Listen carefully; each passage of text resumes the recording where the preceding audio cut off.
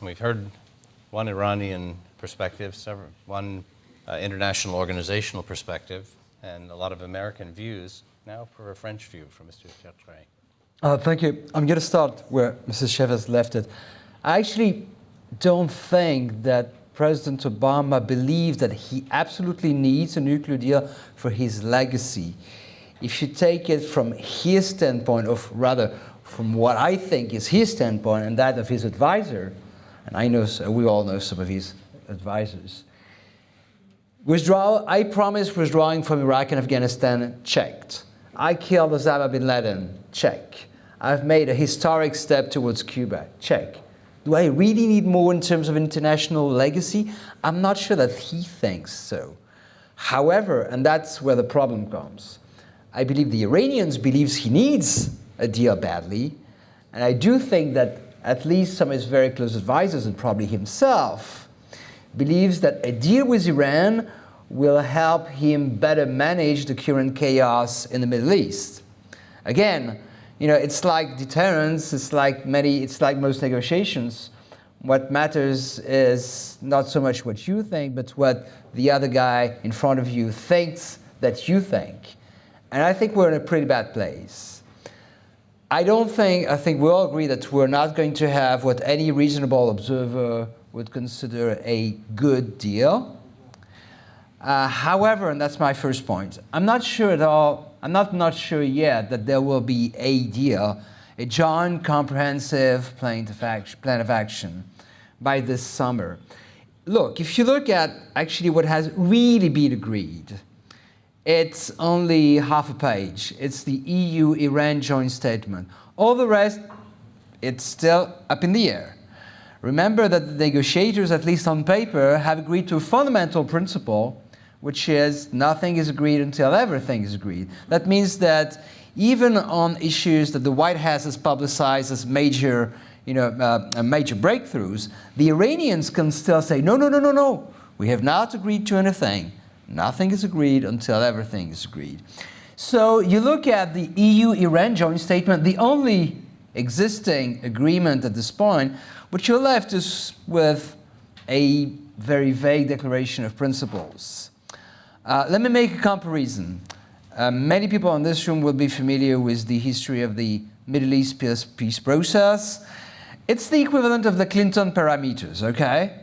It's the equivalent of saying, oh, you have the Clinton parameters, peace is at hand, or to say, well, it's a good framework for discussion.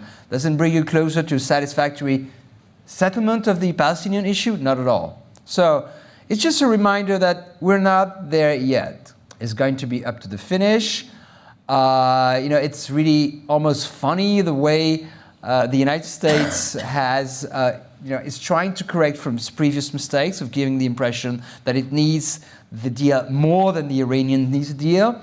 Wendy Sherman, the political director of the State Department, says, oh, I'm flying out of Geneva on July the 1st. She said that very publicly. Okay, so it's kind of, I respect her for other reasons, but that's not the best and the smartest way to strategize. My view, and I'll get back to this in a second, is that we should, if there is no deal on June the 31st, we should just say goodbye. Goodbye, no deal. And then the real game begins. Unfortunately, I don't think that's what we're going to do. My second point is that assuming there is a final deal,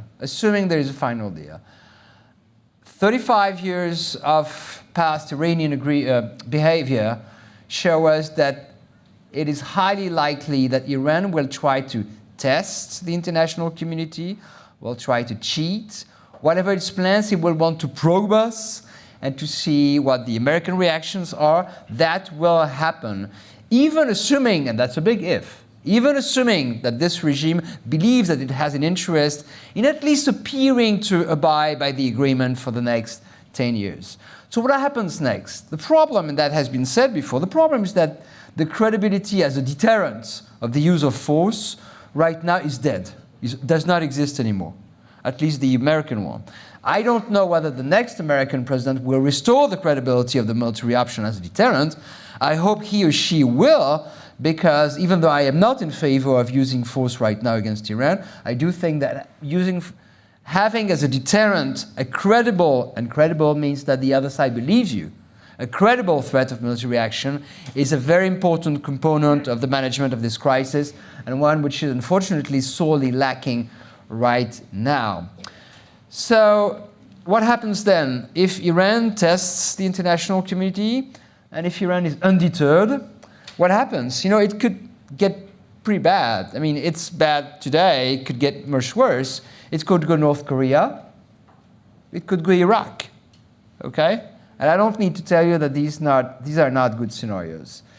My third point is to say that even if you assume that there is a final deal over the summer, and if you assume, that's two big ifs, if you assume that the deal is faithfully implemented by Iran, it will leave Iran and maybe others around the world, not only in the region, as with a significant, quote, breakout capability.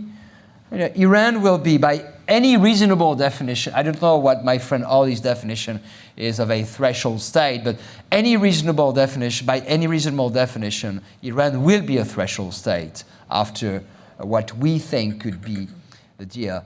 So the P5+1, the EU 3+3, after 10, 12, 13 years, will have made Iran a legitimate nuclear hedger, able to build the bomb within an even shorter period of time than is the case right now. What a success. Now, some of my friends in the EU 3+3 community tell me, look, 10 years, 12 years, it's not so bad. Time is a precious commodity in international diplomacy. Now, all of us with experience in government know that it is a precious commodity. But frankly, by the standards of nuclear programs, 10 years is nothing. By the standards of the Islamic Republic of Iran, 10 years is not much. So I would say, what a success. You've been negotiating for more than 10 years now, and now all you're able to give us is that additional period of 10 years. I can't say that I will be able to congratulate my French government colleagues if the deal is what it seems what it could be. But not only that, let me make it a story. An Iranian and a Saudi walk into a bar. The Iranian orders something. The Saudi can't hear what the Iranian has ordered, but the Saudi says, I'll have the same thing. Now, this is what's going to happen. This is what's going to happen. The Saudis have made it very clear that they will have whatever Iran gets, okay? So this means that, and they've said it not once, not twice, not 3 times, but 4 or 5 times very publicly. That means it will be very difficult for Saudi Arabia to walk back, okay? So even though I do not believe for a second that Saudi Arabia is willing and able to make the bomb quickly, that's nonsense.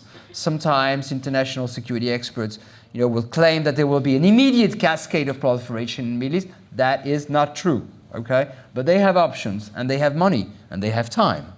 If you have time, options, and money, you can do it, okay? So believing that Saudi Arabia will remain idle and that nothing will happen after the deal, from my point of view, is nonsense. Finally, but maybe my friend Ali wants to discuss that, he knows these things better than I do, there is a credibility problem for the non-proliferation regime.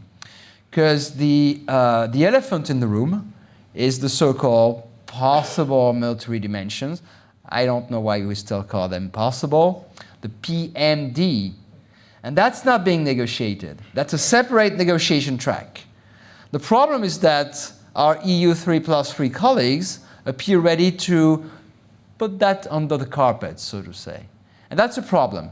And again, Ali Aynonen is better placed than anybody else here to tell us why it is a problem for the overall credibility of the non-proliferation regime and for the atomic, the IAEA. Finally, and very quickly, even assuming that there is a deal, that Iran faithfully implements it, there is little evidence that what I think the Barack Obama calculus is, that it is going to be a game changer in the region. There is little evidence of that. On the contrary, but I think many in this room are better placed than I am to discuss that, I think there are good grounds to believe that this could lead actually to a more conservatism and even more radicalization of the regime, because the last thing this regime wants to do is to appear as having given up on what it, at the core, at the roots of its political DNA. So the last thing that Khamenei wants to do, I suppose, is to give the impression that the pragmatists have won over the hardliners. So even that hypothetical benefit, I think, will not happen, and I'm very surprised, very sorry, and very troubled by some of the conversations that I've had with some advisors, some smart people. You know, that's the problem. There are smart people around Barack Obama. When smart people like that, you know, have made political calculations that are just pipe dreams, then I think the world is really in trouble.